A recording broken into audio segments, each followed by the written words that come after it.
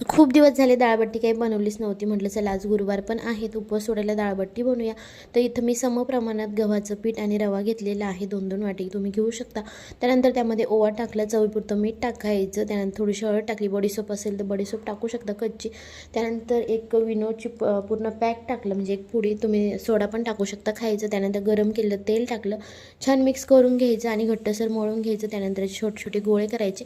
मी इडलीच्या भांड्यामध्ये उकडणार आहे, त्यामुळे असे करते आहे. तुम्हाला जर पातेल्यामध्ये उकडून घ्यायचे असेल त्यापेक्षा मोठेही करू शकतात. छान गोळे करून घेतले. त्यानंतर इडलीच्या भांड्यामध्ये व्यवस्थित सगळ्या जे गोळे होते ते ठेवले, तेल लावून आणि 10 ते 15 मिनटं छान वापरून होत्या. तोपर्यंत तिकडे माझं डाळ पण तयार झालेली आहे. तोपर्यंत बट्ट्याही मस्त छान उकडल्या. त्यानंतर एका भांड्यामध्ये काढून घ्यायच्या, थंड झाल्यानंतर कट करून घ्यायच्या. मी एका बट्ट्याचे 4 भाग केले, तुम्ही यापेक्षा जास्तही करू शकता. त्यानंतर नैवेद्यासाठी तुम्ही शिरा बनवलेला होता आणि मस्त बट्ट्या तळून घेतल्या आणि त्या डिटेलमध्ये व्हिडिओ चॅनलवरती आहे, नक्की बघा.